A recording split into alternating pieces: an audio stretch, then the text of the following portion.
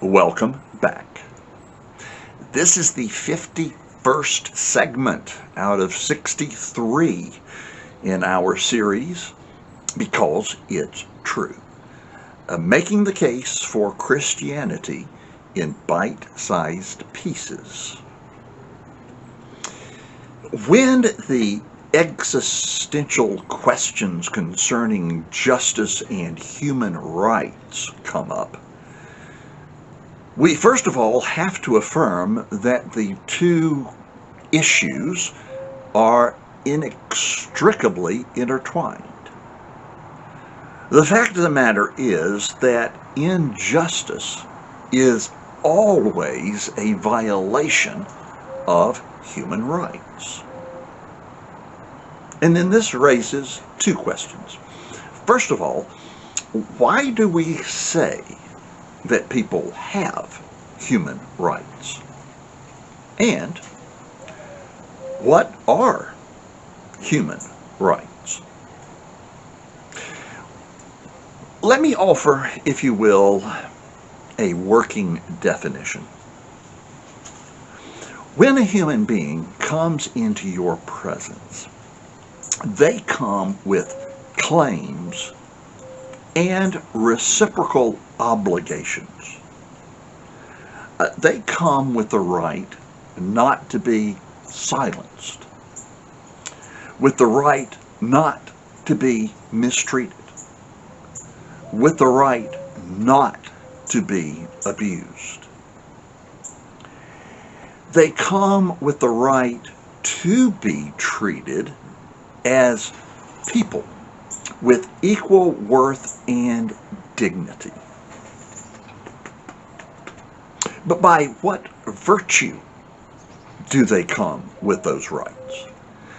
Well, it's not by virtue of race, or by virtue of gender, or ethnicity, or economic status, or usefulness to society, or talents, or any of a number of list of other qualifications that you might want to put together.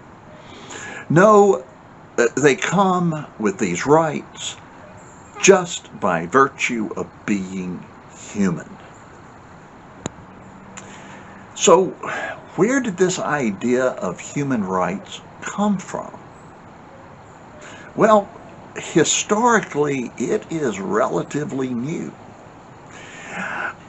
The idea of human rights arose out of Christian Europe in the late Middle Ages.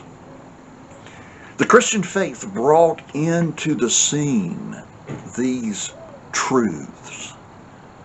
One, that every person is created in the image of God, that the Creator Himself has put into each individual characteristics that they are able to share, characteristics that He Himself has, and therefore they are of immeasurable worth and dignity.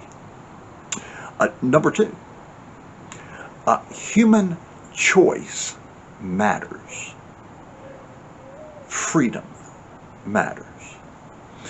If God Himself has given people the freedom to decide what sort of relationship they're going to have with Him, then freedom is of high value, and it is not to be oppressed in any form or fashion.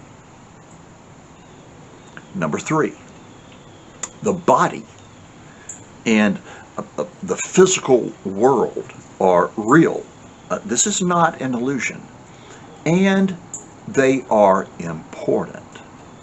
So important, in fact, that God Himself entered into time and space and history. The incarnation, God in the flesh, God Himself entered into history as a human being, taking on a human body.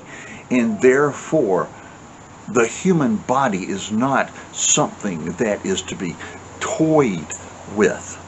It is not something that is to be possessed. It is not property.